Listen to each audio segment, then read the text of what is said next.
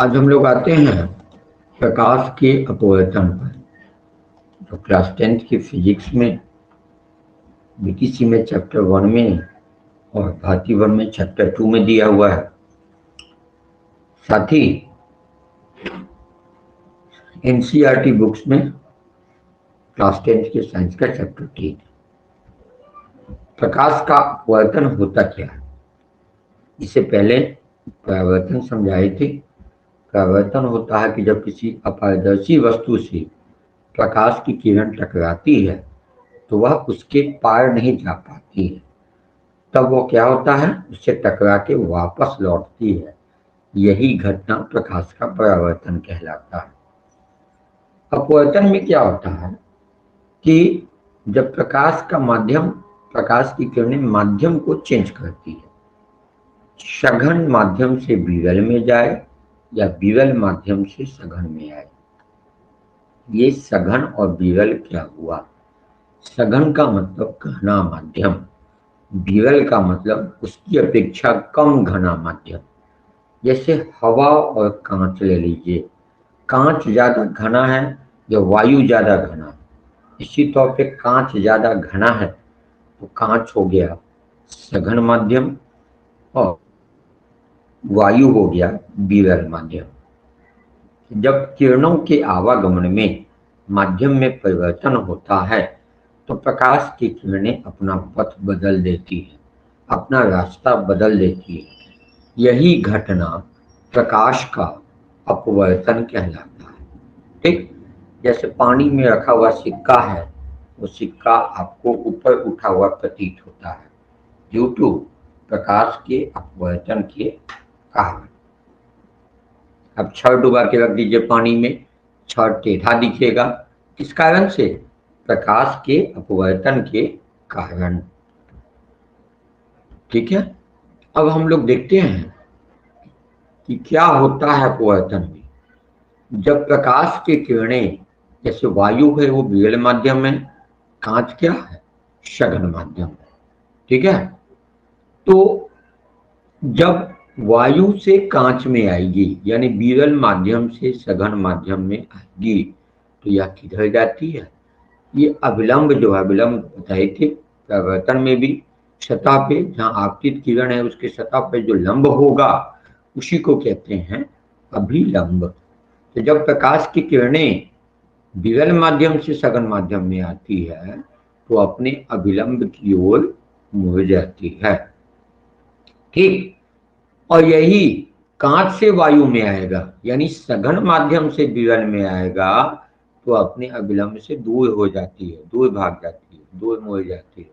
ठीक है, यही घटना प्रकाश का अपवर्तन कहलाता है। क्लियर हो गया? इसके दो सिद्धांत क्लियर हो गए कि जब विरल माध्यम से सघन माध्यम में आएगा तो अभिलंब की ओर मुड़ जाएगा, यदि सघन माध्यम से विरल माध्यम में आएगा तो अभिलंब से दूर मुड़ जाएगा। क्लियर हो गया? अब जैसे परावर्तन के दो नियम थे वैसे ही अपवर्तन के भी दो नियम होते हैं। क्या क्या होते हैं? तो पहला है कि आपतित किरण। आपतित किरण कौन हुआ? जो किरण आई। अपवर्तित किरण, जो किरण, जैसे ये आपतित किरण ऐसे अगर माध्यम परिवर्तन नहीं होता तो सीधा निकलती, क्योंकि माध्यम परिवर्तन हुआ है तो इसके रास्ते में थोड़ा सा चेंजिंग आ गया है, तो अपवर्तित किरण। इसको परावर्तित नहीं कहेंगे, परावर्तित तब होता है जब लौटता, ये सिर्फ थोड़ा सा रास्ता चेंज किया है तो अपवर्तित किरण। ये है आपतित किरण, ये अपवर्तित किरण। और आपतन बिंदु से डाला गया अभिलंब, तीनों एक ही तल में होते हैं। क्लियर हो गया? आपतित किरण, अपवर्तित किरण और आपतन बिंदु से डाला गया अभिलंब, तीनों एक ही समतल तल में होता है। दूसरा नियम क्या है? देखिए यहाँ आपतित किरण इसके साथ अभिलंब के साथ जो कोण बना गई है इसको कहते हैं आपतन कोण। आपतित किरण अभिलंब के साथ जो कोण बना गई है इसको कहते हैं आपतन कोण। और अपवर्तित किरण अविलंब के साथ जो कोण बनाती है इसको कहते हैं अपवर्तन कोण। तो आपतन कोण की ज्या होता है साइन, ज्या को ज्या पढ़े होंगे आप, sine cos, cos short form है, फुल फॉर्म होता है कोसाइन, टेन कॉट से कॉस से पढ़े हैं। तो आपतन कोण की ज्या यानी साइन आई, साइन थीटा क्या होता है, लंब बटा कर्ण। तो आपतन कोण की ज्या और अपवर्तन कोण की ज्या का अनुपात समान होता है यानी कांस्टेंट होता है, अर्थात sine i by sine r equal to constant. Clear हो गया? कांस्टेंट को हिंदी में स्थिरांक कहते हैं। ठीक, तो अपवर्तन के दोनों नियम क्लियर हो गया। और ये जो sine i by sine r बराबर कांस्टेंट होता है इसी को स्नेल का नियम कहा जाता है। ठीक है, या स्नेल का अपवर्तन नियम भी कहा जाता है। इसको कहा जाता है कि आपतन कोण का जो ज्या है और अपवर्तन कोण का जो ज्या है यानी साइन आई बाई जो साइन आर है उसका जो अनुपात है यानी sine i by sine r, उसका मान हमेशा स्थिर रहता है और इसी को स्नेल का नियम कहते हैं। अब समझेंगे हम लोग कि स्थिर अब वो अपवर्तनांक क्या होता है। अपवर्तनांक का अर्थ है कि अपवर्तन के लिए उसको क्या अंक देंगे, यानी माध्यम के हिसाब से अपवर्तन हो रहा है तो किसी एक माध्यम में जो प्रकाश की चाल होगी और दूसरे माध्यम में जो प्रकाश की चाल होगी उसी के अपवर्तन अनुपात को अपवर्तनांक कहते हैं। ठीक, इसको क्या कहते हैं, अपवर्तनांक। क्लियर हो गया? आप इसको एग्जांपल से समझे। यदि मान लीजिए कि किसी एक माध्यम में, माध्यम एक में प्रकाश की चाल v1 है और माध्यम दो में प्रकाश की चाल v2 है, तो माध्यम दो का माध्यम एक की अपेक्षा अपवर्तनांक क्या होगा, v1 बाई v2। इसी को सापेक्ष अपवर्तनांक भी कहा जाता है। ठीक, तो अपवर्तनांक कैसे हुआ कि किसी भी माध्यम में प्रकाश की चाल बटा निर्वात में प्रकाश की चाल। तो किसी भी माध्यम में प्रकाश की चाल का ये निर्वात में प्रकाश की चाल के सापेक्ष जो हम अनुपात निकालते हैं वह उस माध्यम का अपवर्तनांक होता है। और सापेक्ष अपवर्तनांक समझना है तो मान लीजिए का निर्वात रहेगा तो निर्वात हो जाएगा, या कोई और माध्यम होगा तो उस माध्यम के सापेक्ष भी आपको दोबारा निकालने की आवश्यकता नहीं है। क्यों? क्योंकि नीचे प्रकाश की चाल और ऊपर प्रकाश की चाल दोनों मीट हो जाता है, तो सिर्फ दोनों माध्यम में ही प्रकाश की चाल से हमारा काम चल जाता है। तो यदि N21 का अगर सापेक्ष अपवर्तनांक निकालना हो तो N21 है तो माध्यम एक में प्रकाश की चाल को ऊपर रखेंगे और माध्यम दो में प्रकाश की चाल को नीचे रखेंगे। लेकिन यदि N12 रहेगा तो माध्यम दो में प्रकाश की चाल को पहले रखेंगे और नीचे रखेंगे माध्यम एक में प्रकाश की चाल को, यानी V2 बाई V1 कर देंगे। क्लियर हो गया? N21 का मतलब हुआ कि एक के सापेक्ष दो का अपवर्तनांक, और N12 का अर्थ हुआ कि दो के सापेक्ष माध्यम दो के सापेक्ष माध्यम एक का अपवर्तनांक। ठीक, यदि सापेक्ष में हम वायु को लें, निर्वात को लें, वायु भी हटा दीजिए, निर्वात को लिया जाए, निर्वात का मतलब जहां वायु ही ना हो, कोई रुकावट ना हो, तो उस कंडीशन में जो अगर हम सापेक्ष अपवर्तनांक निकालेंगे तो उसको कहते हैं निरपेक्ष अपवर्तनांक। निरपेक्ष अपवर्तनांक क्या होता है, जब माध्यम एक माध्यम की जगह हम क्या लें, निर्वात में प्रकाश की चाल को ली जाए। ठीक, ठीक, वायु में प्रकाश की चाल और माध्यम में प्रकाश की चाल के अनुपात को ही कहते हैं निरपेक्ष अपवर्तनांक। ठीक, यदि किसी माध्यम का अपवर्तनांक 1.33 है, इसका अर्थ है कि जिस माध्यम में प्रकाश की चाल जो है वायु में प्रकाश की चाल से क्या हुआ, इसकी चाल कम है, और जब नीचे वाला कम आता है तो ऊपर वाले का मान जो होता है, अगर भिन्न में आप क्या देखते हैं कि अंश अधिक है और हर कम है तो मान एक से ज्यादा आएगा। यदि अंश और हर बराबर है तो मान एक आएगा, लेकिन अंश कम है और हर ज्यादा है तो निश्चित तौर पे उसका मान जो है वो एक से कम होगा। जब भी अपवर्तनांक 1.33 से यानी 1 से ज्यादा आ रहा है, इसका सीधा मतलब यह है कि उस माध्यम में प्रकाश की चाल कम है, किसकी अपेक्षा, निर्वात में प्रकाश की चाल की अपेक्षा। क्लियर हो गया। अब कुछ द्रव्यात्मक माध्यमों के निरपेक्ष अपवर्तनांक आपको दिए हुए हैं। इसमें से वायु का आपको ध्यान में रखना है, जल ध्यान में रखना है। वायु का होता है 1.0003, लगभग एक ही मान के चले। जल का होता है 1.33, ठीक है। उसके बाद कांच का 1.52, क्योंकि सबसे क्वेश्चंस आ जाते हैं न्यूमेरिकल्स में। हीरा का अपवर्तनांक 2.42 सबसे अधिक होता है, ठीक।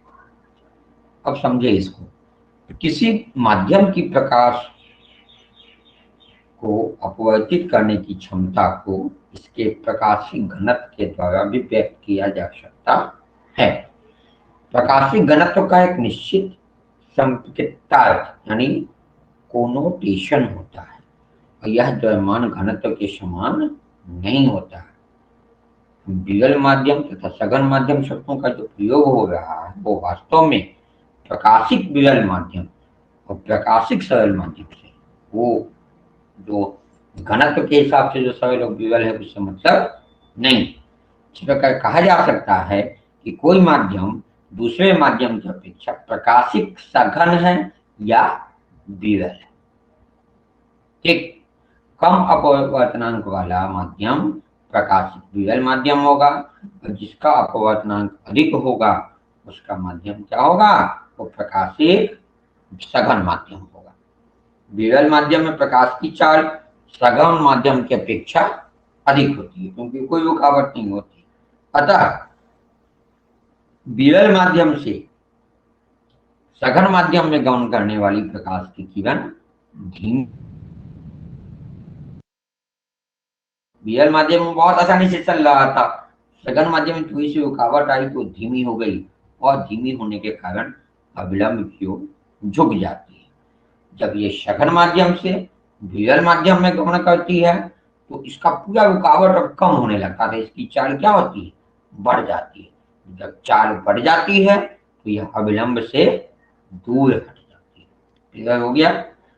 विरल से ध्यान में रखना है आपको, विरल से सघन में आने पर क्या होगी, चाल घटेगी, इसलिए अविलंब की ओर मुड़ जाती है, और सघन से विरल की ओर जाएंगे तो इसकी चाल बढ़ती है, इसलिए अविलंब से दूर हो जाती है, तुरंत निकलना चाहती है। अब है कि गोलीय लेंस द्वारा अपवर्तन कैसे होता है। गोलीय लेंस देखिए, ये उत्तल और अवतल का कंसेप्ट आपको हम पिछले वीडियो में दिए थे। तो ये जो है, ये दोनों अगर उत्तल है, ठीक है, दोनों उभयोत्तल कहेंगे इसको। ऐसा भी होता है कि एक उत्तल रहे और एक समतल है, समतलोत्तल कहेंगे। ये अवतल लेंस है, ठीक है, ये अवतल लेंस है, इसके दोनों अवतल हैं तो कोई प्रॉब्लम नहीं, ये उभयावतल कहलाएगा। और एक अवतल है, एक हिस्सा समतल है, समतलावतल हो गया, ठीक है। कभी कभी ऐसा भी होता है कि चश्मा में भी लगता है कभी कभी, एक उत्तल हो और एक अवतल हो, हाँ, उसको उत्तलोत्तल कहते हैं, ठीक। तो गोलीय लेंस का मतलब यह हुआ कि ऐसा लेंस जो किसी गोले से बना हो, वो जिस कांच से बना हो वो कांच किसी गोले को काट के बनाया गया हो, इसी को गोलीय लेंस कहते हैं, ठीक। दो पृष्ठों से घिरा हुआ कोई पारदर्शी माध्यम जिसका एक या दोनों पृष्ठ गोलीय है लेंस कहलाता है, लेंस किसे कहते हैं? दो पृष्ठों से घिरा हुआ कोई पारदर्शी माध्यम जिसका एक या दोनों पृष्ठ गोलीय हो, क्या कहलाता है? लेंस कहलाता है। इसका अर्थ यह है कि लेंस का कम से कम एक पृष्ठ गोलीय होना आवश्यक है। ऐसे लेंसों में दूसरा पृष्ठ समतल भी हो सकता है या वो पृष्ठ भी गोलीय हो सकता है। जिस उत्तल लेंस का दोनों पृष्ठ गोलीय होंगे उन्हें वो क्या कहेंगे? उभयोत्तल कहेंगे या द्विउत्तल लेंस कहते हैं। इसे केवल उत्तल लेंस भी कहा जाता है और खासकर आपको 12th तक जो पढ़ना है इसमें इसी को आप उत्तल लेंस मान के चलेंगे, जिसका दोनों सतह क्या है? उत्तल है। इसे केवल उत्तल लेंस भी कहा जाता है। इसका पहचान क्या है? इसके किनारे पतले होते हैं और बीच में मोटे होते हैं। आसान कर लेंगे आप। अवतल में देखिए, बीच में पतला है, दोनों किनारे मोटा है, तो अवतल। इतना से भी आपको ध्यान में आ जाएगा। बीच में पतला है और दोनों किनारे मोटा है तो अवतल, और दोनों किनारे पतला है बीच में मोटा है तो उत्तल लेंस कहते हैं। क्लियर हो गया? अब उत्तल लेंस क्या करता है कि जो भी किरण इसके पास आएगी सारे किरण पुंजों को एक जगह लाने की कोशिश करके, इधर से भी आ रहा है, यहाँ डाल दिया, यहाँ डाल दिया, यहाँ डाल दिया, यानी फैले हुए प्रकाश को एक जगह ले आता है। इसलिए इस लेंस को कन्वर्जिंग लेंस या अभिसावी लेंस कहते हैं। अभिसावित करने का काम करता है, एक बिंदु पर लाने का काम करता है, इसलिए उत्तल लेंस को अभिसावी लेंस कहते हैं। इसी प्रकार यदि अवतल लेंस है, इसका दोनों सतह अवतल है, ये इसका दोनों जो वक्रित गोलीय पृष्ठ से घिरा हुआ है, इसमें दोनों किनारे मोटा है और बीच में क्या है? पतला है। इस पर जो प्रकाश की किरण यदि आप डालेंगे तो कम किरण को भी पूरा फैला देता है, फैलाने का काम करता है। जो कि फैलाने का काम कर रहा है, इसलिए इसको डाइवर्जिंग लेंस या अपसारी लेंस कहते हैं। तो अभिसावी लेंस उत्तल लेंस को कहते हैं। क्यों कहते हैं? क्योंकि वह सभी प्रकाश पुंजों को एक जगह ले आता है। और अवतल लेंस को अभिसावी लेंस इसलिए कहते हैं क्योंकि यह आने वाली प्रकाश की किरण को फैला देता है, दूर ले जाता है, इसलिए इसको अपसावी लेंस कहते हैं। बस, और ये आपका कंसेप्ट क्लियर हुआ तो ये आपको अगले चैप्टर्स में काम आएगा। दृष्टि दोष के निवारण में आप यूज करेंगे। अगर दूर का चीज नहीं दिखाई दे रहा है, रेटिना से पहले बन रहा है तो क्या लगा देंगे? रेटिना से पहले बन रहा है, इसको लगा दिया जाएगा तो क्या होगा? ये दूर फैला के रेटिना पर ले आएगा। और रेटिना से पीछे बन रहा है, ये लगा देंगे तो क्या हो जाएगा? वो रेटिना से पहले ले आएगा तो रेटिना पर इमेज बना देगा। और जब तक रेटिना पर इमेज नहीं बनेगा तब तक नेत्र उसको सेंस नहीं कर पाएगा। ठीक है, नेत्र तो सिर्फ इमेज बनाता है, सेंस तो ब्रेन करता है हमारा। और किसी भी लेंस में चाहे वो उत्तल हो या अवतल हो, दोनों गोलीय पृष्ठ होते हैं। इनमें से प्रत्येक पृष्ठ के गोले का भाग होता है और इसी गोले के केंद्र लेंस के वक्ता केंद्र कहलाते हैं। वो जो आपका दर्पण में जो कंसेप्ट है वक्ता केंद्र, द्वारक, क्लियर हो गया? द्वारक जिस गोलीय का जो वृत्ताकार भाग होता है उसका जो अपर्चर है वो द्वारक हो गया, डायमीटर द्वारक हो जाता है। जो केंद्र है लेंस का वो प्रकाशिक केंद्र, इसमें आप दर्पण में देखे थे ध्रुव, और ये हो गया इसका प्रकाशिक केंद्र। जैसे ये पॉइंट देखिए बीच में आया ना, ये प्रकाशिक केंद्र हो गया, ये इसका प्रकाशिक केंद्र हो गया। ठीक है, द्वारक इसकी चौड़ाई हो गई द्वारक, ये भी क्लियर हो गया आपका। वक्ता त्रिज्या समझ गए? जैसे ये जिस गोले का भाग होगा तो इस गोले जिस भाग होगा तो उसकी त्रिज्या होगी ना, वही त्रिज्या हो जाएगी वक्ता त्रिज्या। इसका भी हो गया वक्ता त्रिज्या। जब देखिएगा आप तो कहेंगे कि भाई दो वक्ता त्रिज्या होगी इसमें, इधर भी तो होगा इधर भी तो होगा, तो हाँ होगा, दो वक्ता त्रिज्या होगा दोनों लेंसों में। इसमें भी इधर एक वक्ता त्रिज्या होगा, इसमें भी एक वक्ता त्रिज्या होगा। और आपको ये भी पता है कि फोकस दूरी वक्ता त्रिज्या की आधी होती है, तो निश्चित तौर पर दोनों लेंस में दो दो फोकस होंगे, इसमें भी दो फोकस होंगे। इसके वक्ता त्रिज्या का जो आधा होगा वहां से प्रकाशी केंद्र की दूरी, और इसके वक्ता त्रिज्या इस साइड का भी वक्ता त्रिज्या का जो आधा होगा उसके प्रकाशी केंद्र की दूरी। तो इसीलिए इसके दो फोकस होंगे, एक को F1 एक को F2 लिखते हैं। ठीक है, क्लियर हो गया। अब हम लोग आते हैं कि लेंस का मुख्य फोकस क्या कहलाता है। तो लेंस का मुख्य फोकस होता है मुख्य अक्ष, समझ गए, तो प्रकाशीय केंद्र से गुजरेगी फोकस, वक्ता त्रिज्या और प्रकाशीय केंद्र से होकर गुजरेगी, वही हो गई मुख्य फोकस। तो अनंत से आने वाली प्रकाश की किरणें लेंस या अपवर्तन के बाद उसमें लिखते थे परावर्तन, यहाँ लिखना है अपवर्तन, क्योंकि लेंस में परावर्तन नहीं होता, लेंस में अपवर्तन होता है। तो अनंत से आने वाली प्रकाश की किरणें लेंस से अपवर्तन के पश्चात मुख्य अक्ष क्लियर हो गया, तो मुख्य अक्ष के समांतर आ गई प्रकाश की किरणें लेंस से अपवर्तन के पश्चात जिस बिंदु पर मुख्य अक्ष के जिस बिंदु पर मिलती है या मिलती हुई प्रतीत होती, देखिए यहाँ मिल रही है, यहाँ मिलती हुई प्रतीत होती है, उसी बिंदु को लेंस का फोकस कहते हैं या मुख्य फोकस कहते हैं। और मुख्य फोकस से प्रकाशिक केंद्र के बीच की दूरी को ही लेंस की फोकस दूरी कही जाती है। क्लियर हो गया। तो मुख्य फोकस क्या होगा, इसमें कोई प्रॉब्लम नहीं। अब हम लोग देखते हैं कि प्रतिबिंब कैसे कैसे कहाँ बनता है, वो जैसे उसमें याद करा दिए थे आपको उस वीडियोज में, वैसे इसको भी आप अच्छे से दिमाग में बैठा लें। ठीक है, सबसे पहले हम लोग उत्तल लेंस पे आते हैं। ठीक, उससे पहले आपको ये समझना होगा, देखिए उत्तल लेंस में एक F1 है एक F2 है, क्लियर हो गया, दो फोकस है, F1 है F2, और F1 के दुगुने दूरी पे चले जाइए तो 2F1, और F2 के दुगुने दूरी पे चले जाइए 2F2, है ना। अगर किसी फिगर में है तो हम दिखाते हैं आपको, है ना। इसे देखिए F1 हो गया 2F1, F1 का दुगुना हो गया 2F1, जिसको वक्ता केंद्र आप केंद्र भी कह सकते हैं, क्योंकि फोकस दूरी की दुगुनी हो जाती है वक्ता त्रिज्या, अब वक्ता त्रिज्या वक्ता केंद्र से शुरू होती है, उसका वक्ता केंद्र भी कह सकते हैं। तो 2F1 और इस F2 के जो डबल हुआ वो 2F2, क्लियर हो गया।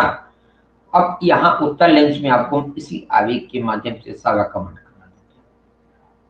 ठीक, देखिए अनंत से आ गई है प्रकाश की किरण उत्तल लेंस में, तो वो उसका प्रतिबिंब कहाँ बनेगा, F1 पे बनेगा, सॉरी F2 पे बनेगा। अनंत से प्रकाश की किरण आ गई तो कहाँ बनेगा, F2 पर बनेगा। ठीक, यदि वो अनंत और 2F1 के बीच है, कहाँ है, अनंत है और 2F1 के बीच है ना, तो कहाँ बनेगा, तो F2 और 2F2 के बीच बनेगा। क्लियर हो गया, 2F1 पे है तो 2F2 पर बनेगा।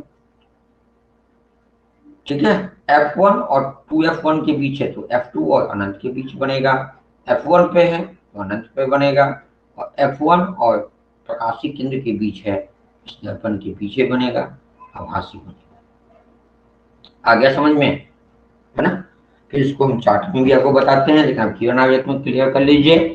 अनंत पे है तो F2 पे, अनंत और 2F1 के बीच है तो 2F2 और F2 के बीच है, 2F2 पे है 2F2 पे, F1 और 2F1 के बीच है तो F2 और 2F2 के बीच, F1 पे है तो अनंत, F1 एक प्रकाशीय केंद्र के बीच है तो लेंस के पीछे बनेगा। क्लियर हो गया। अब इसको आप इसके माध्यम से समझिए। ठीक है, अनंत पर है तो F2 पर बनेगा। ठीक है, क्लियर हो गया। 2F1 से परे है तो F2 तथा 2F2 के बीच बनेगा, 2F1 पे है तो 2F2 पर बना, F1 तथा 2F1 के बीच है ना। ठीक है, 2F2 से परे बना, F1 पे है तो अनंत पर बना, फोकस F1 तथा प्रकाशीय केंद्र के बीच है तो उसी ओर बनेगा, वस्तु के पीछे बनेगा। क्लियर हो गया।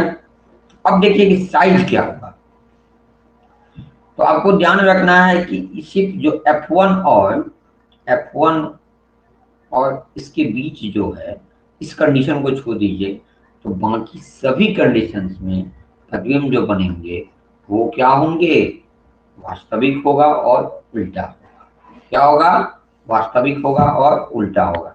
यानी अनंत पर वस्तु है उत्तर लेंस में, प्रतिबिंब वास्तविक और उल्टा। 2f1 से परे है, 2f1 पे है, f1 2f1 के बीच है, f1 पर है, तो सभी कंडीशंस में वास्तविक तथा उल्टा बनेगा। लेकिन यदि वो f1 और O के बीच है, प्रकाशीय केंद्र के बीच है, तो आभासी बनेगा और सीधा बनेगा। सिर्फ एक ही कंडीशन में आभासी और सीधा बनेगा, क्योंकि एक ही कंडीशन है, इसलिए आपको ध्यान में रखने की आवश्यकता है कि कब आभासी और सीधा बनेगा, जब f1 और O के बीच में वस्तु को रखी जाए। प्रथम फोकस प्रकाशीय केंद्र के बीच में वस्तु है, तब वो क्या बनेगा, सीधा बनेगा और आभासी बनेगा। बाकी सभी कंडीशंस में वास्तविक और उल्टा बनेगा। ऐसे हम ट्रिक बताए थे कि उल्टा प्रतिबिंब वास्तविक का रहता है, सीधा प्रतिबिंब आभासी का। अब वस्तु का साइज देखना, ठीक।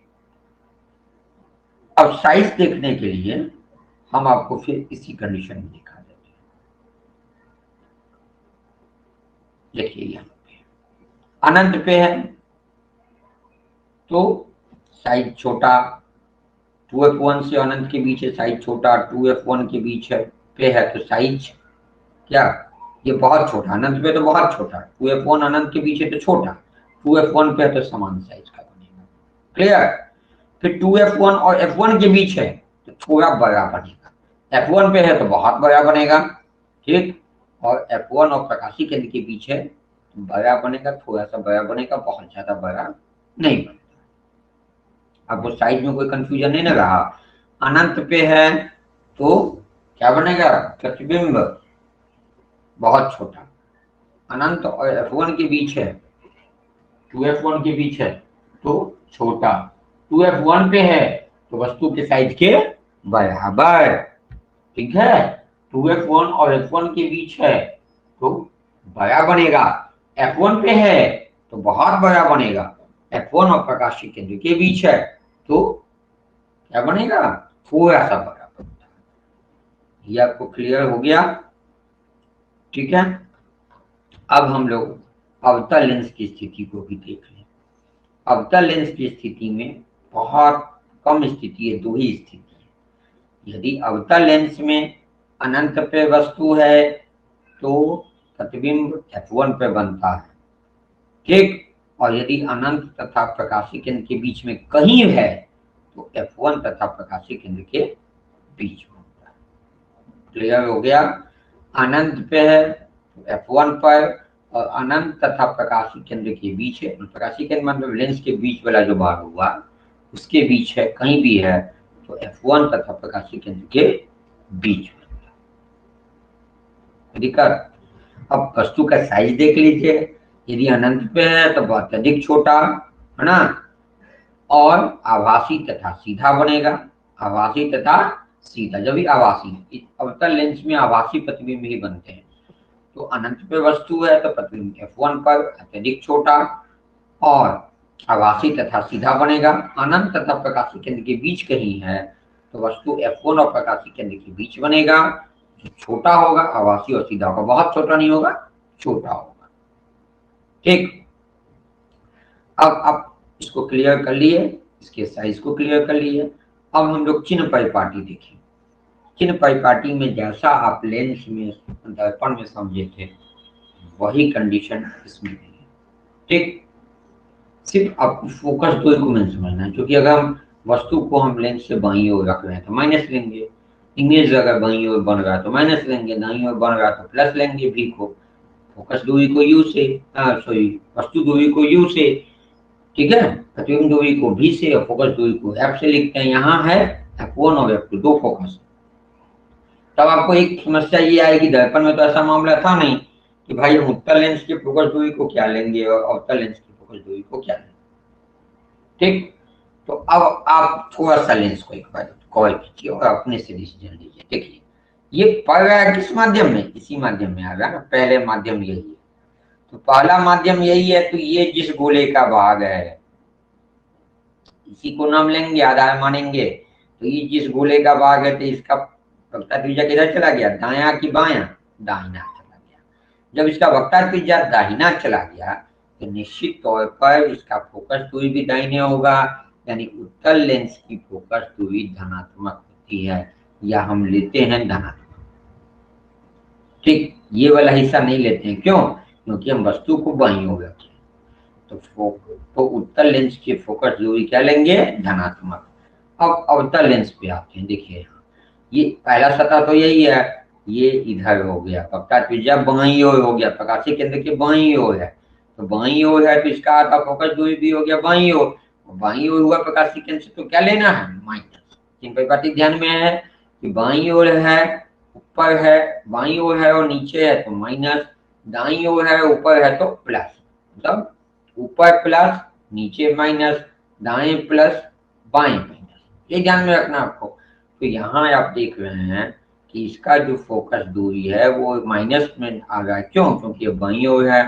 तो अवतल लेंस में ये पहला सतह ये दाईं ओर आ गया, ये प्लस लेते हैं।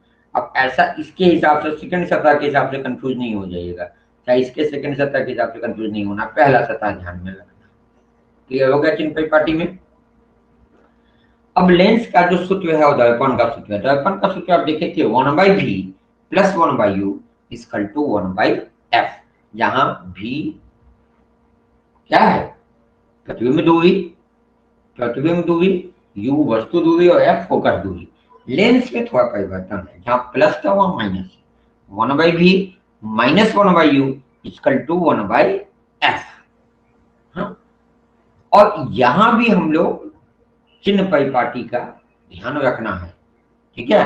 सीधे फिगर दिया गया 20 सेंटीमीटर की दूरी पर वस्तु रखी हुई है, यू -20 लेंगे, सीधे 20 नहीं लिख देंगे, क्योंकि क्वेश्चन में नहीं -20 दिया तो नहीं लेंगे, क्योंकि 20 सेंटीमीटर की दूरी पर रखी हुई है। अगर दूरी पर रखी वो सही क्वेश्चन डाला है, लेकिन 20 सेंटीमीटर की दूरी पर रखी हुई है तो हमको देखना है कि जो दूरी पर रखे तो हम बाईं ओर रखे, तो हम किधर रखे?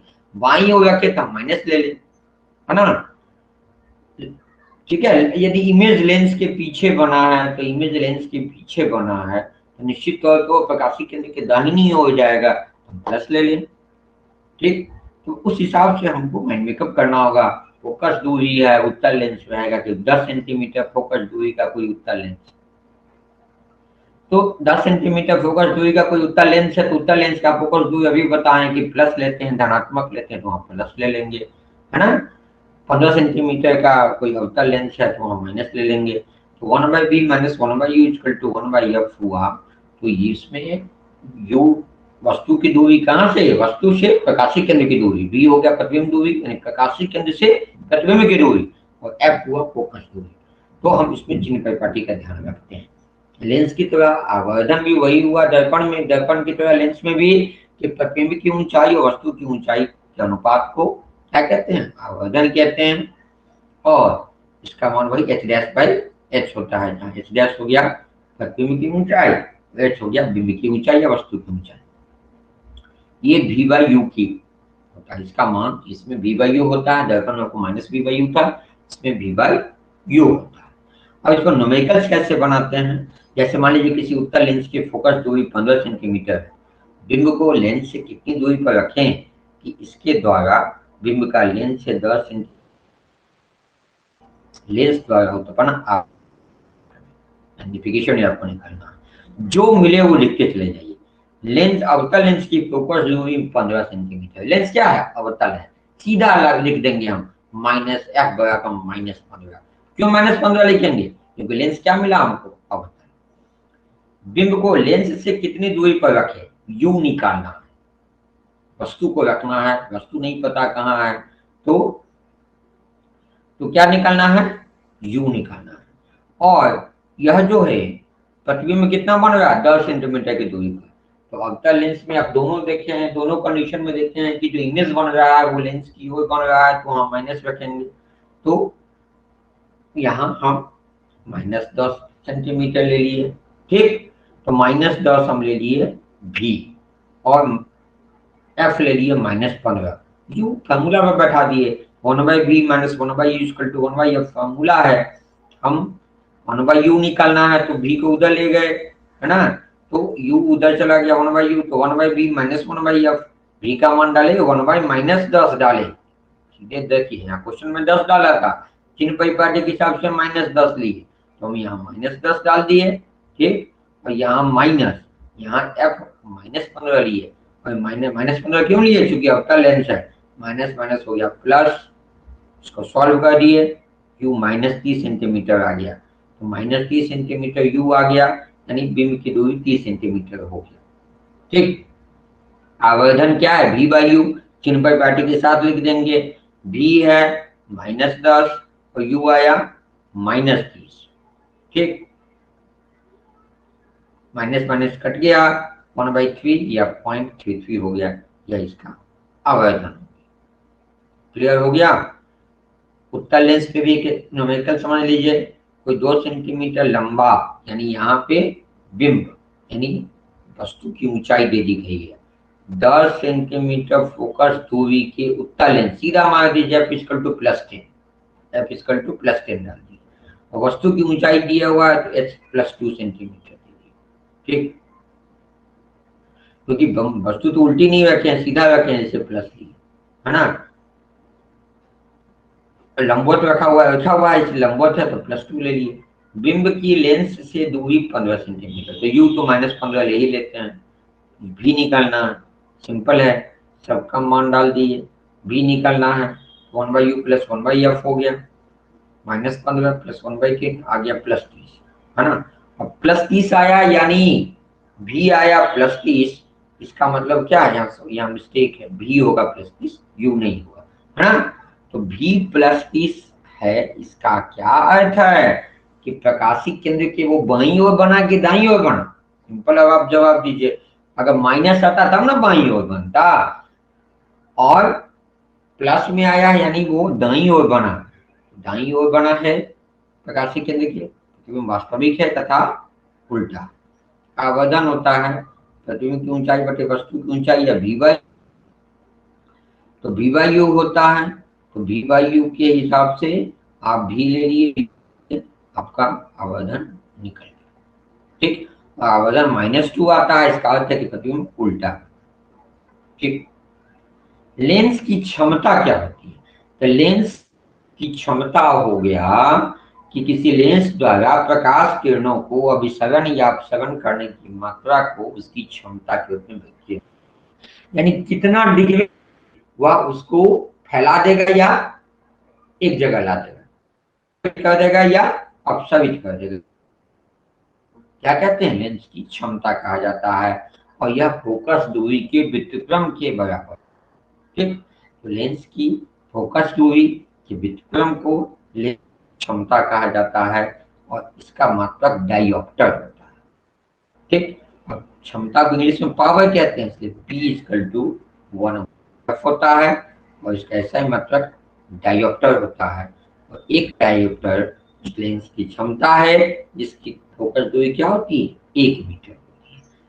और अब निश्चित तौर पे किसकी क्षमता, फोकस दूरी धनात्मक होती है, तो उत्तल लेंस की फोकस दूरी धनात्मक होती है, इसलिए उत्तल लेंस की क्षमता जो है वह भी क्या होगी, प्लस होगी, यानी जिस लेंस का पावर प्लस होगा, आप देखते होंगे कि जिसके ग्लास में, जिसके चश्मा में प्लस पावर लगा हुआ है, इसका कि वह कौन सा लेंस लगा हुआ है, उत्तल लेंस।